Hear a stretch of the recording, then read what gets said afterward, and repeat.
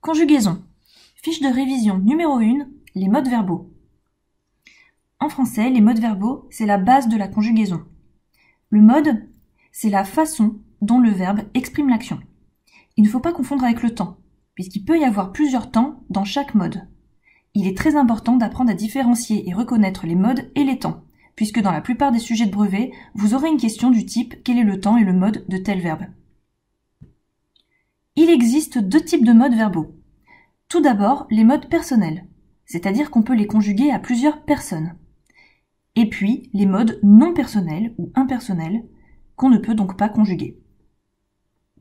Pour les modes personnels, on a tout d'abord le mode indicatif, qui est le mode de base de la conjugaison. C'est aussi celui qui comprend le plus de temps. On a 8 temps dans l'indicatif en tout. En général, on l'utilise pour exprimer une action ancrée dans le réel. Par exemple, je viens, tu viens, il ou elle vient.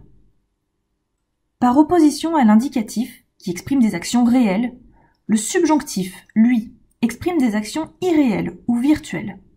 C'est-à-dire que l'action n'est pas réellement effectuée.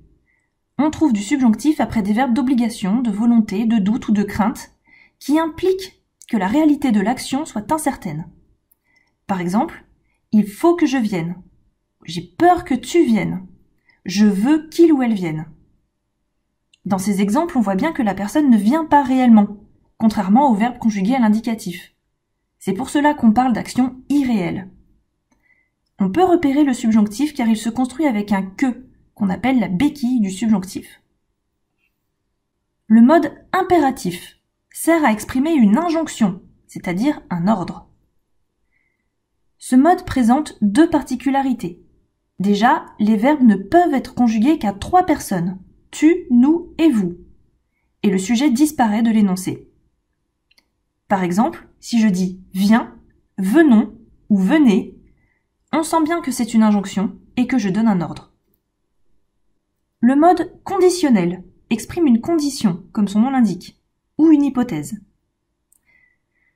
On le trouve généralement dans des phrases hypothétiques, avec si, mais attention, pas toujours. On repère le conditionnel car il se construit sur le radical du futur, mais avec les terminaisons de l'imparfait, et il appelle l'hypothèse. On peut facilement rajouter un si derrière pour vérifier. Cela donne « je viendrai si »,« tu viendrais si »,« il ou elle viendrait si ». Pour les modes non personnels, on en trouve deux. L'infinitif, qui est la forme nominale du verbe, par exemple le verbe venir, et puis le participe, qui est la forme adjectivale du verbe. Le participe peut être un participe présent, auquel cas il se termine en ANT, ce qui donne venant, et qui exprime l'action en train de se faire. Ou un participe passé, dont la terminaison varie selon les groupes et les irrégularités. Pour le verbe venir, cela donne venu, et qui exprime l'action achevée. Dans le cas du participe présent, si on rajoute un « en » devant, on appelle ce mode le gérondif. Le terme de gérondif est hérité du latin. Retenez simplement que le gérondif se construit avec le participe présent, auquel on a rajouté « en » pour exprimer l'action en train de se faire.